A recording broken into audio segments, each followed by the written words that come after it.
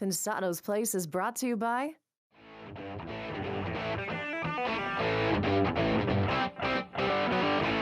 Think about this, 22 Grammy wins, 40 Grammy nominations, and we brought him to you. You're gonna learn a lot this one. We've got brand new ITLs. We've got some information about July 20th. You may wanna mark your calendar.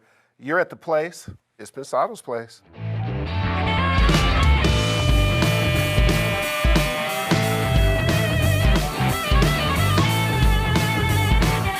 What up, everybody? Good to see you, good to see you.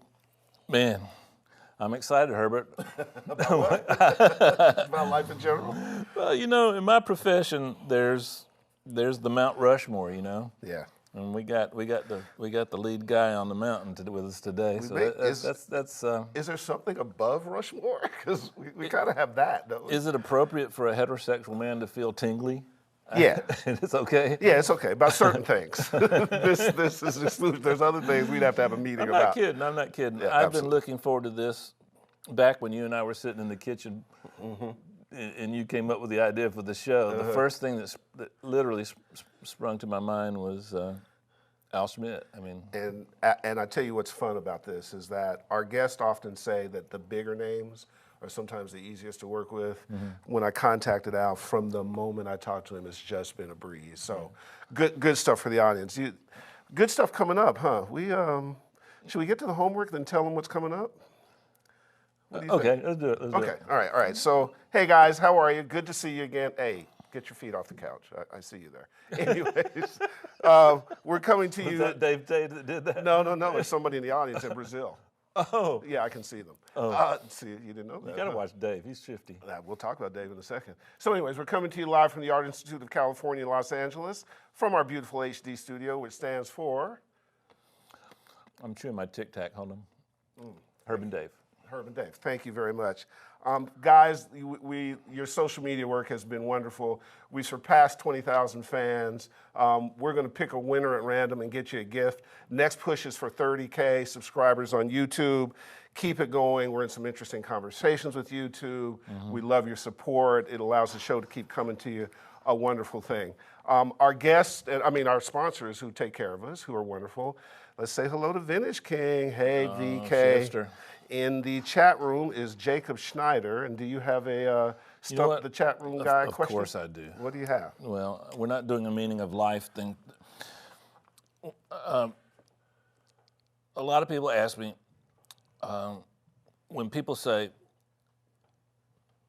tape compression or tape saturation, what exactly is that process, and how would you describe the effect of it, and why should I care? So Jacob Schneider. It's an all German day today. That's right. Travik. Travik. Well, I'm Dave Gore. There you go. Absolutely. He can be John Gore. I can be Dave Gore. No question about it. So that answer will be below us, and when you're viewing the show, and Jacob will get that answer, folks. We got to talk about something on July 20th that's coming up. We're going to officially launch it next week, but we'll tease it this week. Want to do that? Yeah, let's do it. So I'm excited about this. We are very excited about this. July 20th at the beautiful Vintage King Los Angeles facility, we're going to do a Pensado Vintage King Gear Expo. Imagine gear that you can never imagine meets a block party. It's going to be indoors and outdoors, DJs. Dave and I are going to be broadcasting. It is free.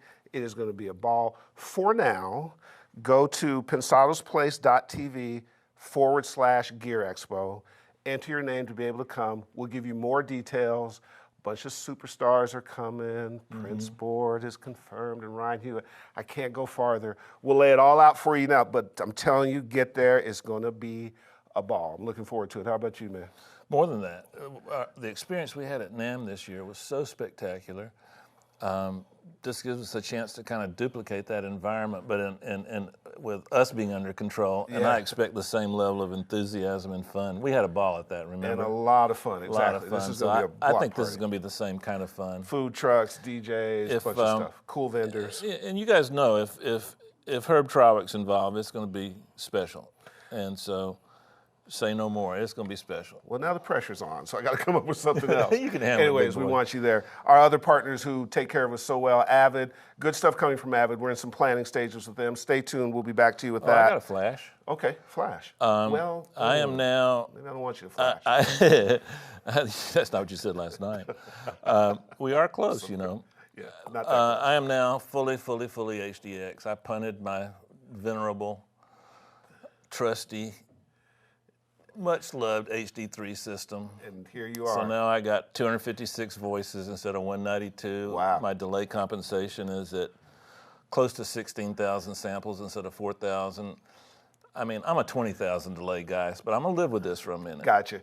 I eat up a lot of bandwidth. You were excited when you told me about it yesterday. Yeah, I'm kind of, you know, of course I talked to Maserati and Manny and Jason, you know. I try to be the last on my block to do anything because you know how my schedule is and how much I work, and I can't afford to really, and I should have gone to this day one. It's really, It's good. fully. I've been on it for a long time. Right. But you know, here and there, just kind of figuring I'd ease it in, and so. But you're pleased. Cole and I yesterday, we were like, man, let's do it. just I did said, it. what do you think, Cole? He goes, go for it. Good. It was an hour later. Wow. Only thing we missed was Echo Farm Wow. Fast. and some Crane Song plugins, so I'm pretty excited. There we go. We're going to be doing more about that You don't coming really up care shortly. about that, do you? I do. I care that they care.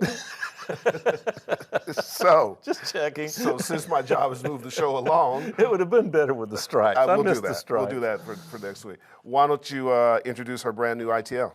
Well, guys, a couple of times, and this is going to be one of those times, I'm concerned that some of the guys that specialize in one genre of music have a little trouble when they go to another. So this is one of those things where some of you guys that aren't in the rock genre, I don't like what you do with guitars. You're embarrassing yourself. So I want you to really get this guitar thing down, and here's a little start to kind of help you get going, but you're going to have to finish it by yourself. Today I want to show you a couple of very simple techniques to get guitars wider, rock guitars in particular. Now, I'm a big believer that rock-sounding guitars recorded by rock guitarists, they tend to come the way they should sound. Rock guitar players, more than any other musicians I know, they're very conscious of their tone, their sound. So, as you can see, I really didn't do much EQing or anything on these guitars. Now, this is a pretty simple technique. We're using our old buddy. I'll show you. Now, this is the sound as I was given it.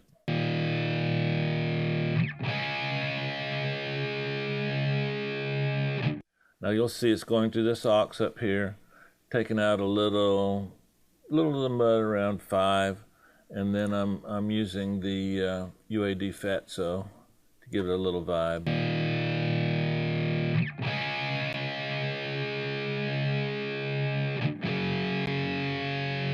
Just to round it out, smooth it out. Now,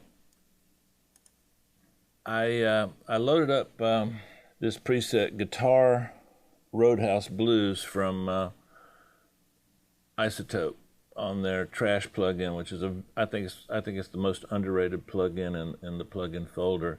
Check this out.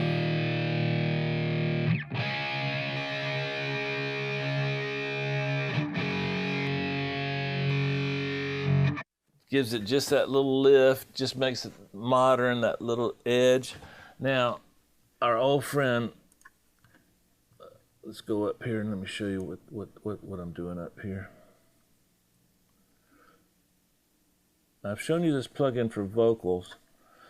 What I've done is I've taken a doubler, and here's the setting on the doubler, a little bit of pitch, -1, +1, a little bit of delay. Where's my delay? Yeah, a little bit of delay. I stay kind of close to the Haas range. Look that up. A little touch of EQ and a little bit of widener. Now that's what you're going to hear going in and out.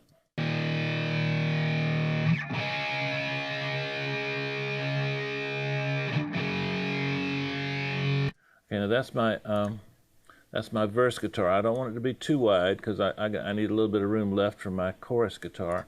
Now let's see what we're doing with the chorus. We're going to do something completely different on the chorus. Okay, here's the chorus guitar. It's just simple. We're not trying to reinvent the wheel here. We're just trying to very, very, very, very just kiss it. You know what I'm saying? If this were a meal, we're not adding a ton of jalapenos. We're just putting a little spice on it. Here's what I'm giving for that guitar. Now,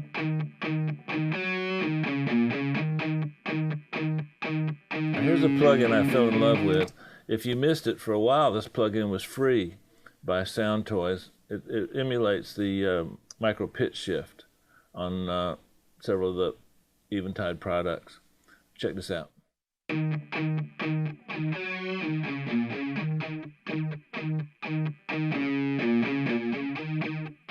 Okay, that makes it pretty stereo. And this is one of my favorite products.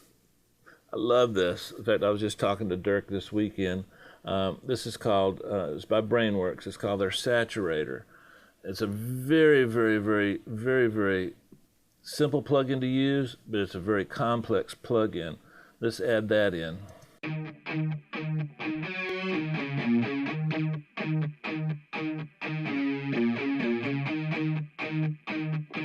Now, one of the features of this is this button here. Now, I'm taking everything below 300 and making it mono. Otherwise, I'm using a little tiny bit of the width from the mid side, the MS, and then I've got control over all these frequencies on the side and in the middle, and then the coloration is what I like. So here's why I made the low frequencies a little mono.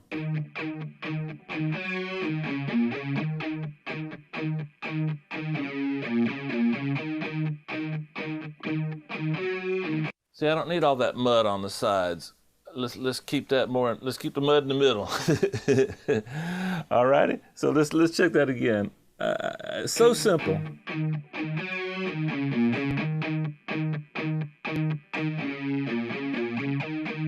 3 plugins, 2 guitars, and 1 send. And you call yourself a rock guitar engineer. All right. Cool. So take that ITL, immerse yourself in it, play it back, use it for your own purposes, and now on to a special treat. This gentleman's, his career spans an amazing amount of time, but his level of character and who he is as a human being and the fact that he's gracing our desk is such a treasure. Please welcome to our table, Al Schmitt. Al.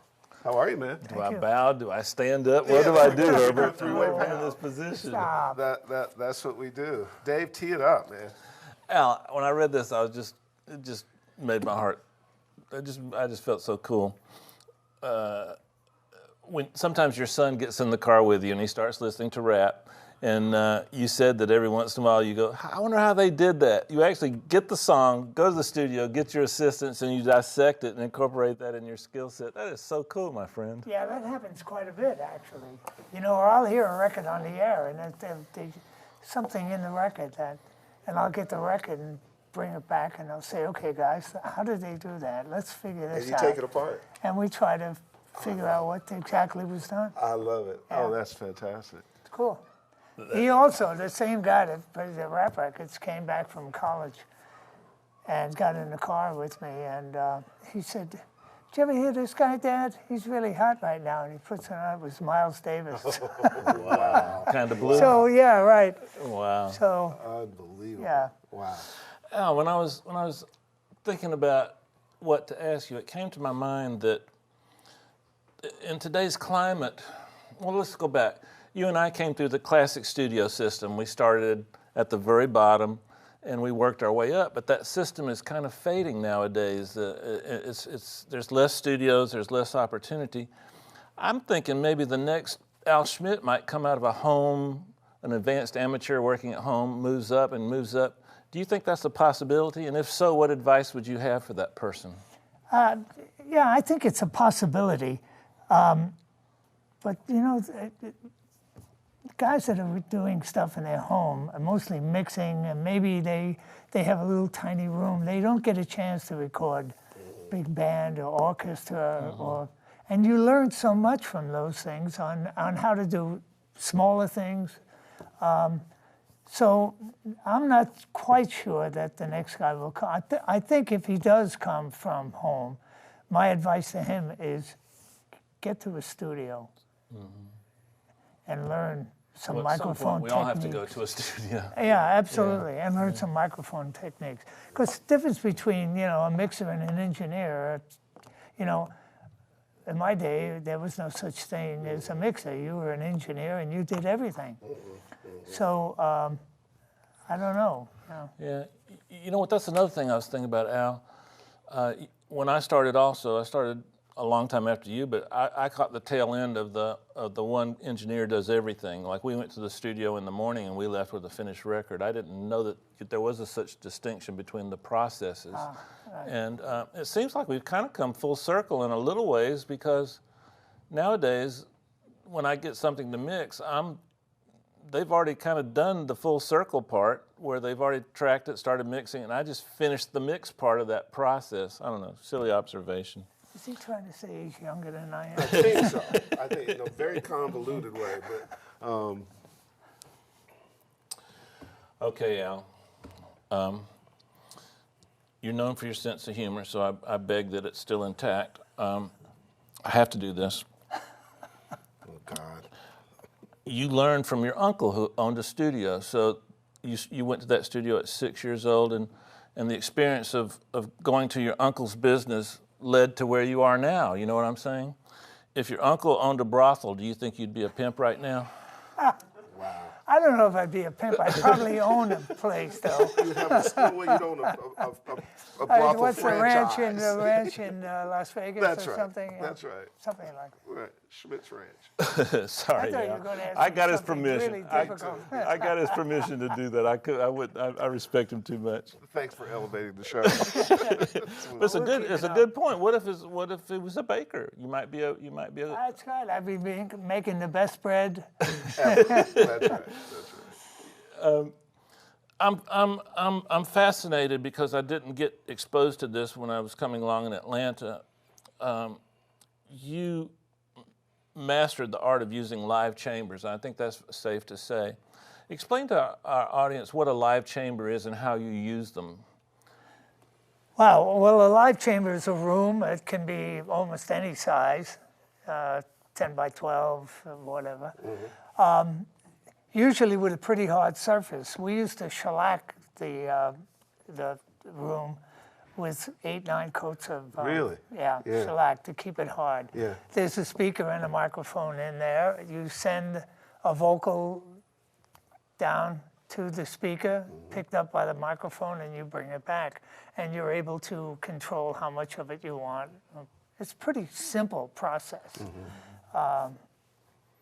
There are still some studios around that have some great ones, and I know of a few studios that guys are building live chambers. Really? So, Currently? yeah. The ones at Capitol are like 30 feet underground, aren't they? They're underground, and you got to walk down a ladder. I don't advise anybody from going down there. People always want to see them, but there's really not much It's just to like see. And, you know, Les Paul designed those chambers. So they're really special. And there's 8 of them. And each one has a different quality to it, a different sound to it. I have one that is Al's Chambers, number 4. But there are some really good ones. And, The first time I went there, I asked to be plugged into number 4. well, you can use it when I'm not there. Okay. That's okay. You know, the technique, Al, that you use where you'd take different chambers and you'd pan one chamber left, the return, one right, one in the middle, and then one in between that space. I ripped that off. Of course, I don't have chambers, but I use some plug-ins, and it still works, my friend. I haven't done it too much lately. I used to do it all the time on all those Mancini records and all those things I did at RCA. They were all 5 chambers, live chambers. And I think that's what gave the depth to so much of those recordings. I still, when I set up to mix, I set up 8 chambers, a couple of live and a lot of electronic chambers. So I try not to put too many things in the same chamber. I try to keep, an individual chamber. And on my vocal chain, 90% of the time I use the 4, live chamber 4, but I blend it with the Bukowski, and I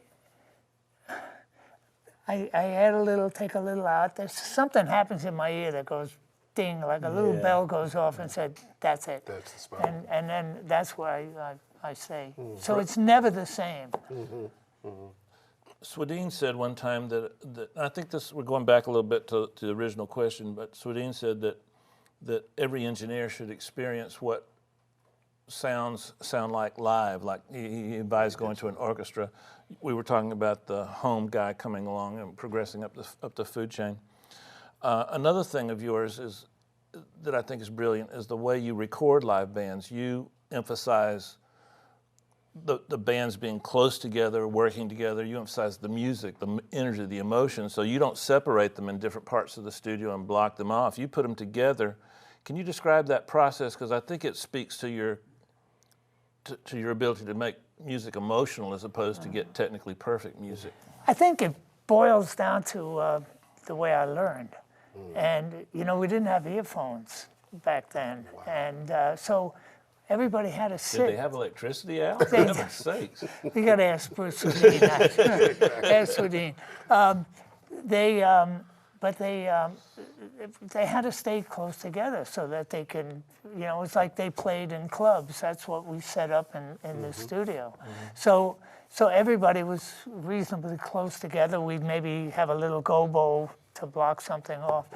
But we had 8 inputs on the board, so we could only use 8 microphones, and that was it. And you know, everything was done with 8 mics or less.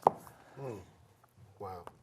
But trying to capture it live, you know, the best advice I can give to any engineer is, number one, your best friend in the studio is the musician that's on the other side of the glass. If he's got an instrument that you've never seen before, go out and ask him, where's the best place to put the mic? He'll tell you, well, the last guy, we put it over here and it sounded pretty damn good.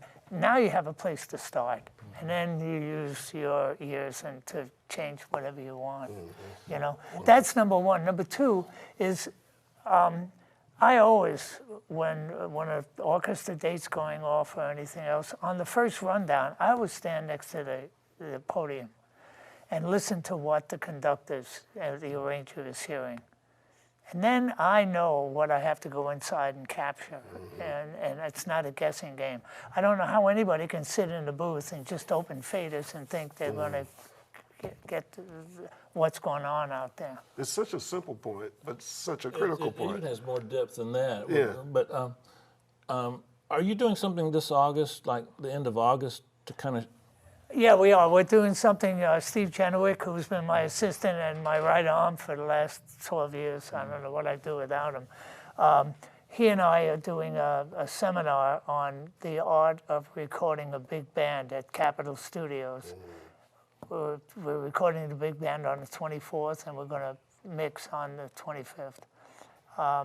Is this open to the public? It's $1,500 to come, and we only have room for 20 people because we don't want to overload the control room, and we want to make sure that everybody has a chance to ask questions and answer. So we're keeping it to a minimum of 20.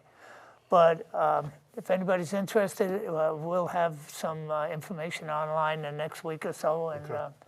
But I think we've already got 5 people signed up already from Europe. A couple When you from say Egypt. online, they go to your Facebook page or your website? It'll go to some site that you'll we're have a site. setting up.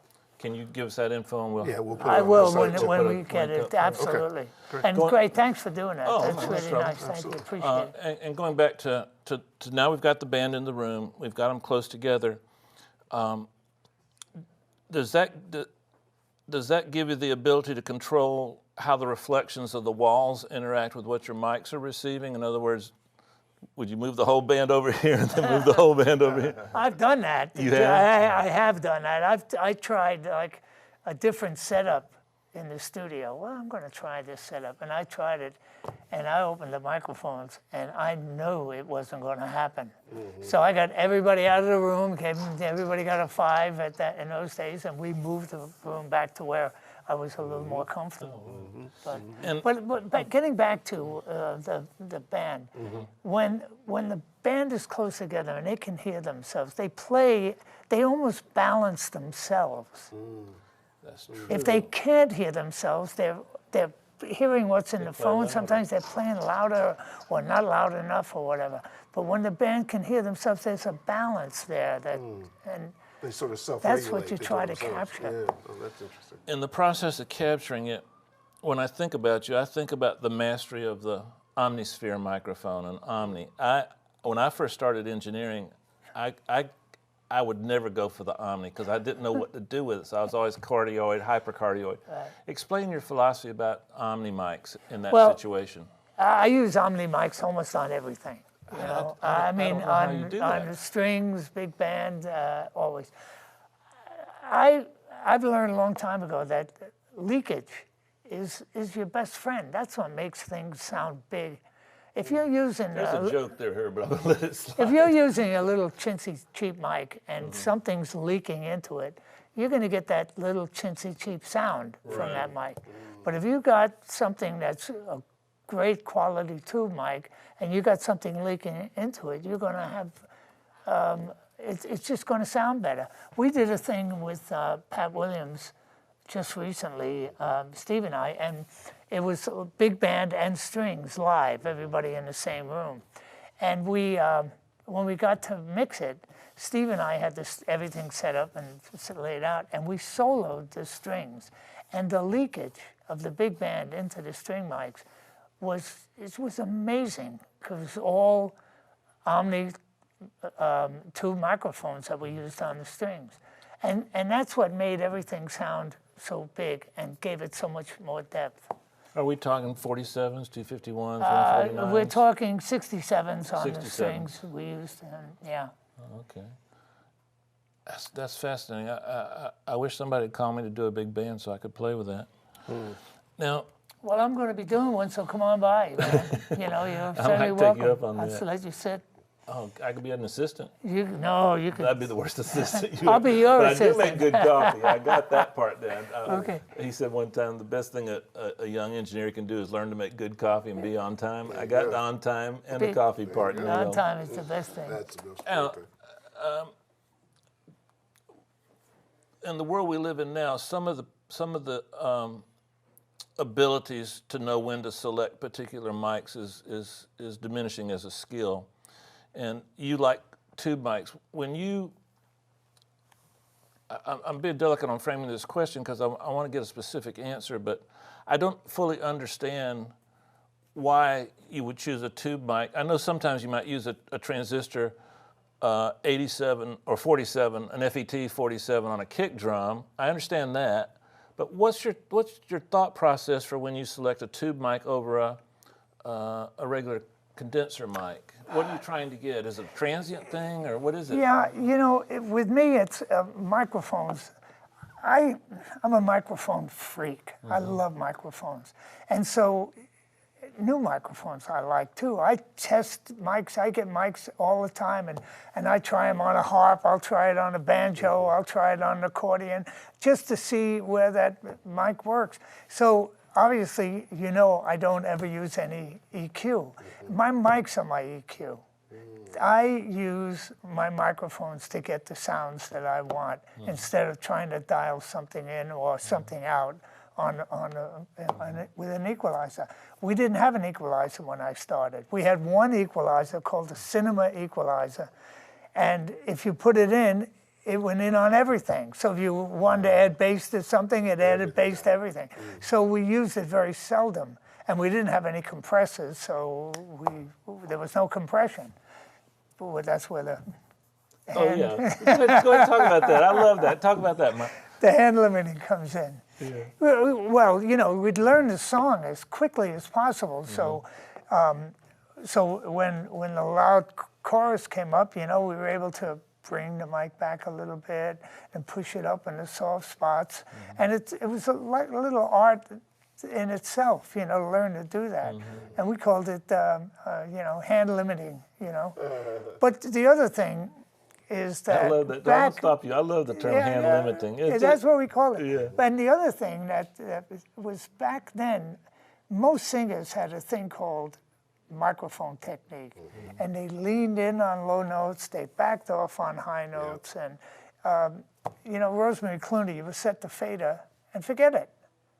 I mean, you never had to look at it again. You do everything else around it.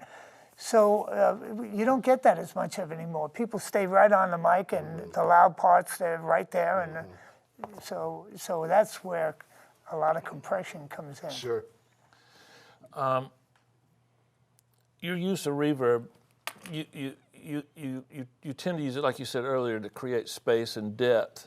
For a cat starting out and not really familiar with plates and chambers, the Bricasti is a good example of a modern digital reverb. What advice would you give them in terms of selecting a reverb and why and when? I know philosophically you like shorter reverbs on rhythmic things and you like longer reverbs on brass and strings. Can you expand on that a little bit? Yeah, true. Especially strings. I like that longer decay and whatever. And I would never put echo on an upright bass. That kind of thing. So, expanding on it, there are certain echoes. The M6000 comes to mind. That they have so much information in there that you could get by with that alone. And same with the Bricasti. Yeah, the Bricasti. There's so many of them. So you learn, and again, it's just a process of hit and miss. You try something, it doesn't work. You try something else, and I'll roll through things, and all of a sudden that bell goes off, and whoop, there it is. So, try everything you can. The more you try things, the more you learn what works and what doesn't work. And sometimes just learning what doesn't work is as important as learning what works. Yeah. So, if you can, like your classic records, the records you're known for, some of the Steely Dan, Toto 4 is one of the greatest records ever made. It's a textbook in itself. When I listen to those records, especially when I was starting out and trying to emulate them and copy them and be totally inspired by them, I never really noticed the reverbs. How are you making the reverbs musical and blend in with what I'm hearing? Because I don't, like modern records, I notice the reverb. Your records, the reverb does what it does without, if it were a woman, I wouldn't notice the makeup. I just notice she's beautiful. Right. It's so hard to it's a matter of good taste, and it's a matter of just trying something, and seeing how far you can go until you've made it ugly, and then backing off and to bring it back to a beautiful spot. Do you use pre-delays? Yeah, sometimes. Do you EQ the reverb return? No. You don't? No. Okay. I don't use EQ at all. The only time I use EQ is if I'm mixing something that someone else has recorded. Then I might use some EQ. But if I've recorded it, I just use my microphones for EQ. And if I have a microphone on something and I don't like the way it sounds, I'll change the mic and put something else, or I'll move the mic. Sometimes moving the mic, and you know this, sometimes moving the mic an inch makes all the difference in the world. Especially on a guitar. Absolutely. Trumpet, anything, saxophone, where to put, I see a lot of guys put the mic on the saxophone right on the bells, and most of the sound is coming from here, So it's just a matter of learning, and I've had so much experience. I've done this for so long. So I can't say to somebody it's easy. It's easy for me because I've done it forever. Anybody that's done it as long as I have, if you have good taste in music and all, you're going to be okay. But it also speaks to your earlier point in that learn as much as you can. Get the studio experience along with the home experience. Don't become just a gadget freak. You have to bring your intuition and your taste and your character to the record. You have to try things. Don't be afraid to fail, right? Exactly. Be a plotter. Yeah. Absorb. And that's the other thing. There's certain guys, I love their vocal sound. So I try to capture that kind of thing. Other guys, I love the way they record a big band.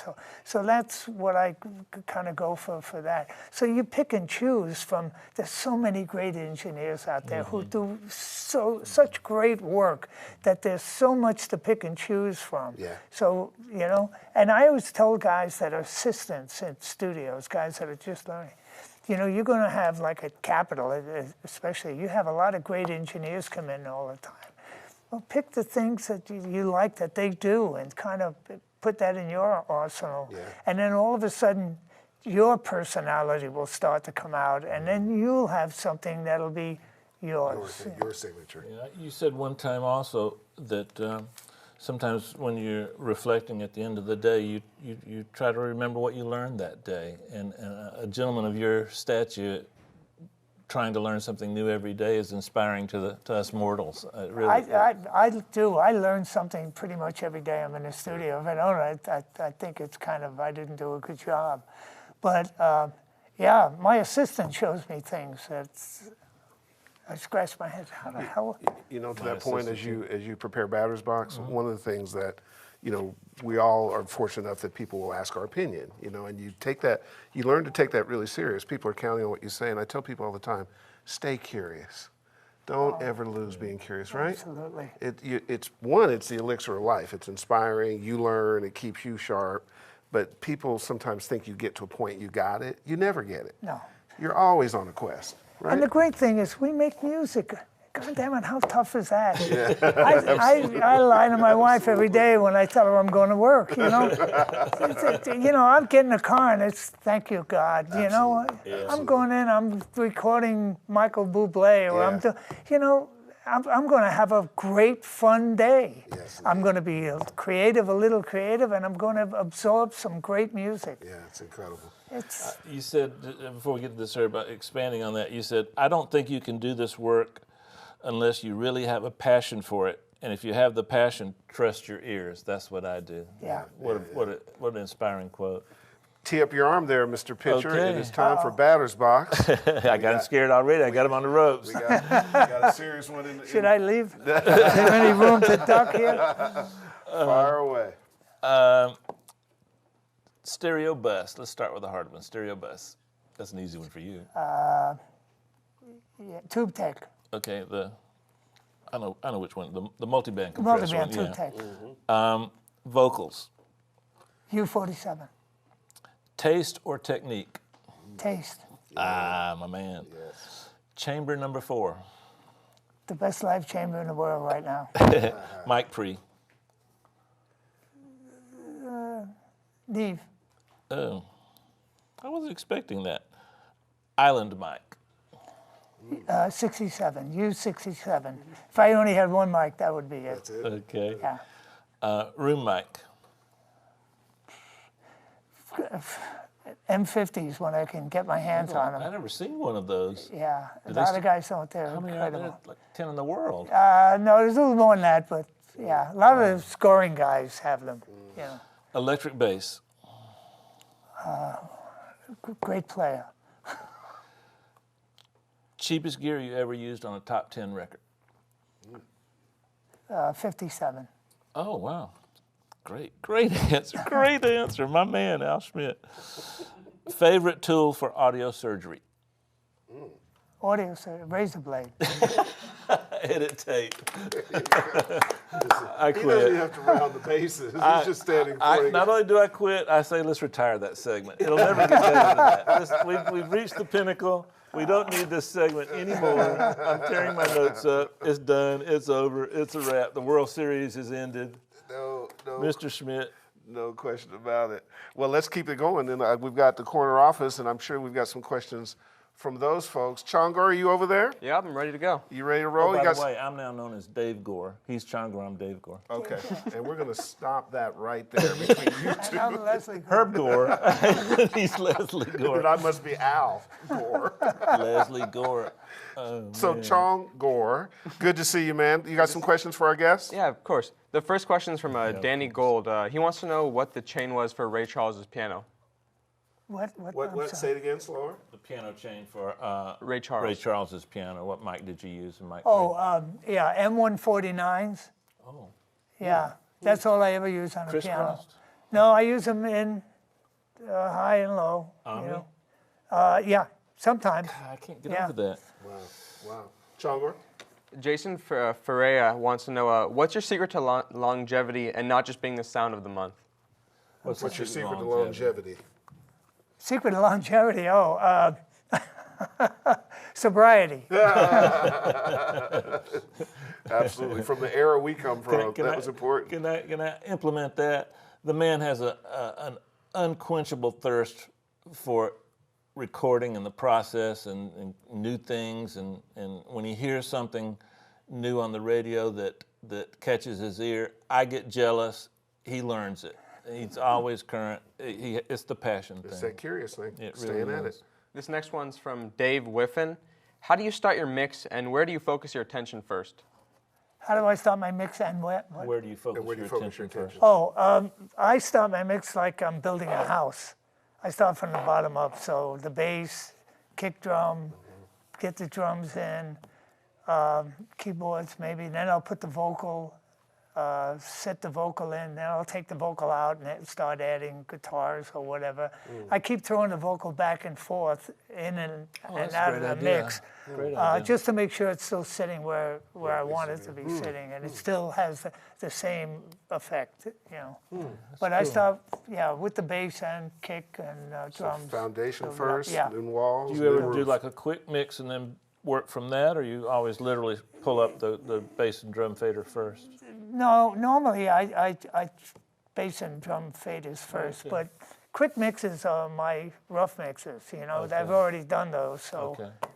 so I know that if you line everything up, it's going to sound okay, and then it's just a matter of going from there. Very cool. Good to know. Good to know. All right, Chongar. This next one's from Kessler. Since you started engineering when there were no headphones, how have headphones helped or hindered you as an engineer? Wow, that's a good question.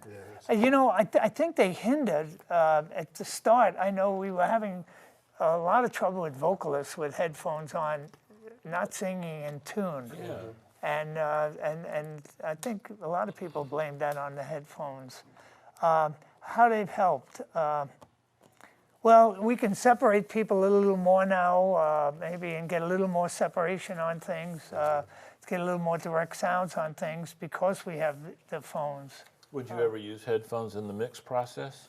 I don't, but my dearest friend, Phil Ramone, who unfortunately just passed away, he would listen to, when we'd mix, I'd mix and get everything done. And before he okayed a mix, that was the last thing he did was listen on earphones. I miss him already. Yeah, oh God, every day. Do you remember that dinner we had in San Francisco around 03? It was God, it was like 20 Mount Rushmores. That was the first time I met him when we were all there. Chong? This next one's from Joachim Weber. Is there something you've done on every mix in your career? Something I've done Is there on something that you've done on every mix that you've done? something I've done on every mix. That's a tough question. He goes An to the interesting bathroom one. at some point You know, every yeah, week. you know, it's something I do on every mix is to make sure I got the bass sounding exactly the way I want it, and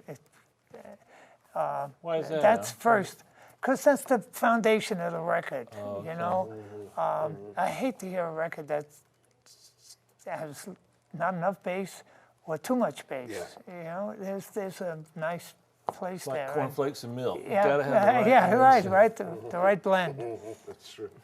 That's true. This next one's from Marina Subasic. What are your thoughts of working in the box versus an analog board? And What's that now? What are your thoughts about working in the The box box, as oh. opposed to analog? Well, to be honest with you, there's no comparison working on an analog board, and we've done this more than once. where we mix on the board and then mix them in the box. You don't. It doesn't have the same depth. It doesn't. It just doesn't. Yeah. And if you can mix on a board, I would do it every time. I know that guys that are home, you know, now with their little home things and all, and I've heard some great mixes from the box. But I think they would even be greater if that same guy did it on an analog board. I think also, too, Al, to play devil's advocate, I think that once a technique gets that thoroughly ingrained into the public, that becomes the sound the public kind of listens for. So sometimes we acquiesce to the demands of the public instead of leading the public into good taste. Sometimes we follow them into bad taste. Well, listen to that thing they did, that test on kids where they played MP3s and then played high quality, and they preferred the MP3s. Yeah. That's Because that's what they're they've been conditioned to. conditioned You to. know, but to take a little break for a second, I do think as engineers we do have an obligation to try and get some things going in the schools, educating the public through the early years in school systems. I think NARIS is involved in that. I think we should all contribute a little bit to that. Maybe the Boys and Girls Club in your neighborhood, help them with a little studio or I something. couldn't agree with you more. And The problem cats is, like you do that. when I was a kid going to school, we had music appreciation. Yeah. Same here. That's right. And I learned about classical music. I learned about so much. They don't do that anymore. Yeah. We don't have that in schools anymore. We and don't it's even learn sad. math in schools anymore, so. Yeah, exactly. It's just really sad. One more challenge. But we should be our profession should be in the forefront of that. This one's from Dylan Knowles. He wants to know what's the first step he can take to improving his room and making his recording sound closer to the quality of someone like yourself. Based on his room? Just on like his technique for recording. Oh, okay. That's a hard question. to Yeah, that's answer. a really difficult one. As far as his room is concerned, there are a lot of guys out there that are great audio guys that can come in and help him maybe put some things up in his room and check for, you know, bass traps and that kind of stuff to make his room sound better. And not an expensive thing. So there's a lot of cheap things you can do to do that. Would you mind if I tossed in an answer? I just ran into some cats in the hallway and they asked me the same question. And I think you have to have a support team. I think you need to surround yourself with like-minded people that want to learn audio, get their opinions about how your room sounds, experiment.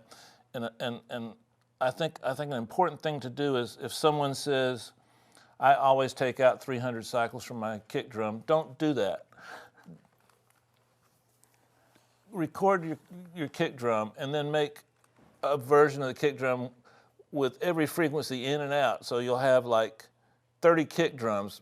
Make a tape of that or put it on a thumb drive and listen to that in your car. Listen to all 30 of those day in, day out. The more you hear right, the more you hear wrong, the more you can hear music. So make your own little study tapes. Don't take anything we say ever as gospel. Use it and do different versions and then study the tapes of those different versions. That's what Al did. That's what I did. We did it by actually being in a studio. We learned as much from hearing great mixes as we did from being around them, you know? Yeah, absolutely. So create your own little study program and always be skeptical. Never accept anything. Try your version. Try different versions. Record everything you do. Study it over and over, and it'll get in your head. And once you get that reference planted in your head, you're on your way to doing some cool things. One of the things, Al, that, you know, this has just been a master class for our audience and for us. It's such a pleasure. And one of the things that strikes me is I was looking back at the records you've been involved with, you know, from Henry Mancini, Dr. John, Steely Dan, Toto, McCartney, Earth, Wind & Fire, Diana Krall, you know, Ray Charles. Amazing records. And we were talking before we went on air that with all that history, and this is a challenge for you guys, it's a challenge for us, to start where Al started and to be just as relevant today, all this time later, is just an amazing testament to what I think is your love for music. I think that you bring to it the spirit in which we learned, and ultimately that cuts through everything else. Is that fair to say? Absolutely, a passion. Yeah. It's a passion with me. And, you know, when I worked at RCA as a staff engineer, I would do Ike and Tina Turner in the morning, Yasha Heifetz in the afternoon, Wow. and a country artist at night, or Billy Eckstine and Billy May big band at night. So some of the music was music I really didn't like, but I would concentrate on capturing the sounds and getting the sounds. So all of a sudden, kind of the song, it was just getting that instrument to sound right, or getting the acoustic guitar to really just sing through the mix. And shout, you know, you mentioned names that are friends of ours, the great Pat Williams, Billy Eckstine. Ed Eckstine's a friend of ours. We know you're busy. We have a lot going on. Can we bug you to help us out on some of the things we're doing occasionally? Your presence to some of our students would be Absolutely, incredible. anytime. Man, this has been... You know, I love to go and give back. I mean, that's what it's all about. And we that's what should this all is. do it. Yeah. And it's important to me to do that. And, Just you know, know, this Joe is... here, who was at Citrus That's right. College, he called me. I would drive all the way out there, an hour and a half, 2 hours out there to just chat with the students. Tell the story about your was it your grandson or your granddaughter that had you bring the Grammy? Oh, yeah, my grandson. He called me, we were going to visit him. He lived in Vegas, and he asked, he said, Grandpa, would you bring one of your Grammys for show and tell? And I said, sure. So I get to the class, and I got the Grammy, and the kids are passing it around. They're asking me, do you know Madonna? And did you know, all these major stars? And it was great, and I was having a great time. And one of the kids in the back of the class had the Grammy, and he said, my dad's got one of these. And I said, really? I said, that's fantastic. What did he get it for? He said, bowling. Isn't that a great story, Herb? It puts it in perspective right absolutely, there. right in perspective. That puts a bullet on it. Thank you so much, Hal. It's my pleasure. This platform Are is we your done? platform. Yeah. Go back. But you know what? You're coming back. You're I coming am. back. Absolutely. When? Probably next week. This is your Anyway, platform at any time. thank you. Thank you so much. Thanks. Dave, take us home. Dave, thanks for being so Oh kind. man, you know what, Al? I'm gonna break from tradition. I'm gonna let you take us home with a story about your notebook, and that'll be it. You say goodbye, okay? Tommy Dowd, one of the truly great engineers that ever lived. When I started in the studio, my uncle had a studio, but he got me a job at the studio, and Tommy Dowd was the guy there. And I jumped in his back pocket, and I became like his kid brother. And he bought me a notebook and had me draw diagrams of all the setups every time he had a session, what mics, what instruments, and so forth. And so I had that book for a long time. Should I go into the actual big band thing? Yeah. Tell them about your first gig with the book. So, all right. So I was there about 3 months at that time at the studio, and I was able to do little voice and piano things. Somebody would come in and sing happy birthday to somebody. I was able to record that. A guy would come in and wrote a song, and he'd play guitar and sing, and I was able to do that. So I was there on a Saturday all by myself, and I was waiting for a 2 o'clock guy to come in, Mr. Mercer. So I'm waiting for Mercer to come in, and the elevator doors open up, and all these musicians come out. And he said, where's the studio? And I said, well, the studio's over there, but what's going on? He said, well, we're here for a recording session. I said, oh, no, there's some mistake. So he said, Mercer Records. So right away, my heart stopped. And I tried to call Tommy, and I couldn't. I tried to call my boss, and nobody was around. So I got my book out and got it set up, the big band setup that Tommy had done. And I went in, and I set everything up. And it was for Mercer Ellington. Wow. And Duke Ellington sat next to me. And I think he was so kind to me.